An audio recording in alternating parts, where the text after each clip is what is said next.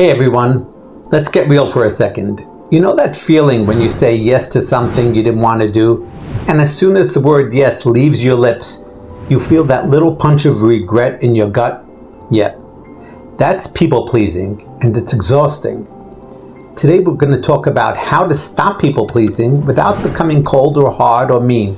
Because if you're anything like me, you're not interested in becoming a robot who doesn't care. You want to stay kind, but you also want to stop getting steamrolled. This video is your roadmap. Let's go. First, let's clear up a myth. Saying no doesn't make you selfish. Saying no makes you honest. It sets a clear signal about what you can and can't do. When you don't say no, you're not just hurting yourself, you're actually confusing the people around you. Think of it this way. Every time you say yes but mean no, you're handing someone a map with the wrong directions. They don't even know they're lost until you burn out or snap at them later. People pleasing feels like kindness, but it's actually dishonesty dressed up as self-sacrifice. And it can be fixed.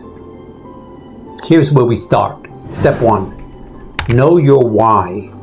Most of us learn to people please early. At home, at school, at work.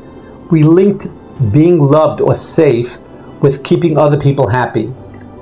That's not a personality flaw, it's an old survival strategy. When you see it that way, you can start to forgive yourself. You're not weak, you were just trying to survive. And now you're learning a new way. Step 2. Pause before yes. The easiest way to stop people pleasing is not to start. When someone asks for something, your time, your help, your energy, take a breath, literally a single breath. Then ask yourself, do I want this? Do I have the energy? Is this mine to do? If the answer is no, you don't have to blurt out a reason. You don't owe a TED talk about why you're not available. A simple I can't or not this time works. Step 3. Replace apology with clarity. We often wrap our boundaries in 50 layers of apology. I'm so sorry, I feel terrible, but I just can't. Is that okay?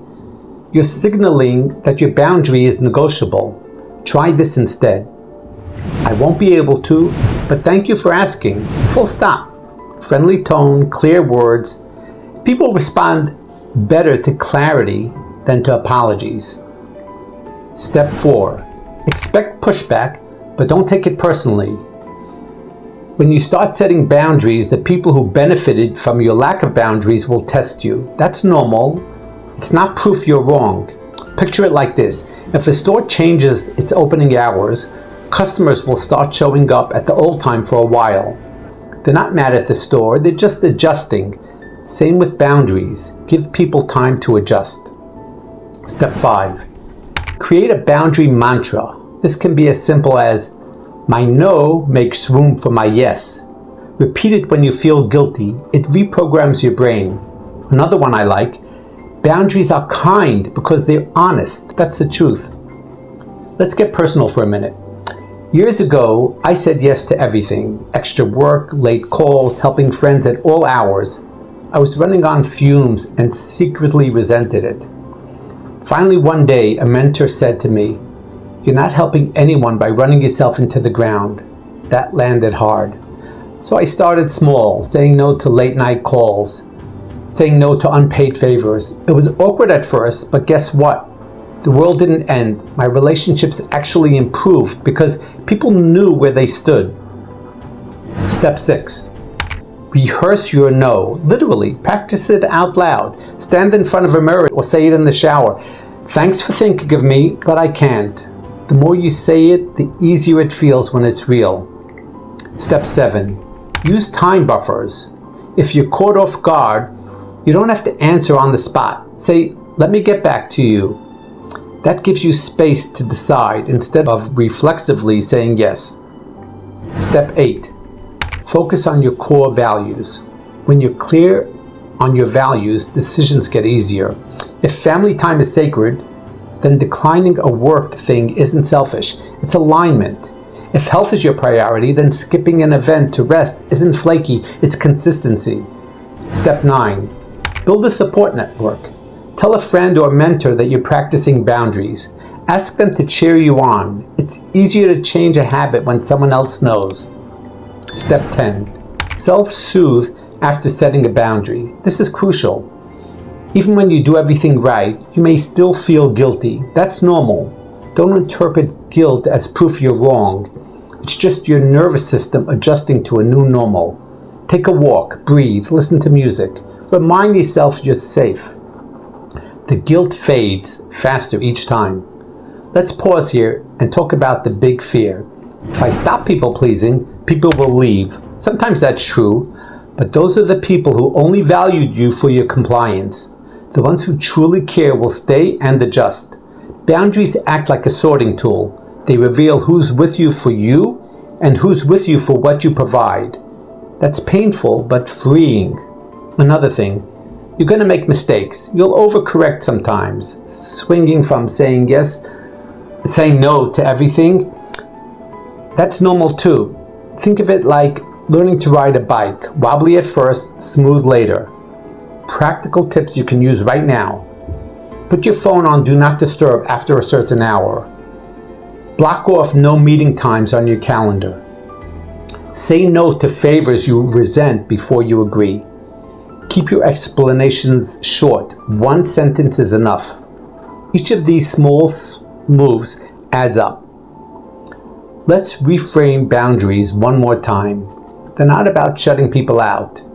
They're about showing up fully for what matters most. You're protecting your time, your energy, and your heart so you can give your best, not your leftovers. Think of your life like a garden. Without a fence, animals wander in and eat the plants. With a fence, the garden thrives. And that's what boundaries do. So to recap, know your why. Pause before yes. Replace apology with clarity. Expect pushback, but hold steady. Create a boundary mantra. Rehearse your no. Use time buffers. Focus on your values. Build a support network. And self-soothe after setting boundaries.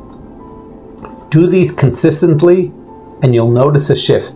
First you'll feel relief, then you'll feel pride, and eventually you'll wonder why you ever overgave in the first place. Before we wrap up, let's address the elephant in the room. Staying kind. Boundaries don't make you cold. They make you authentic. They actually free you to be warmer because you're not exhausted or resentful. When you set boundaries, you're saying to people, this is the real me. I can give you this much. Beyond that, I need to rest. That's not rejection, that's honesty.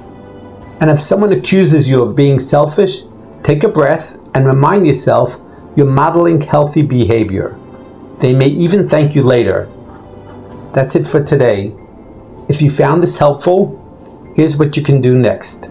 Like, share, and subscribe so more people can learn how to stop people pleasing without losing their kindness.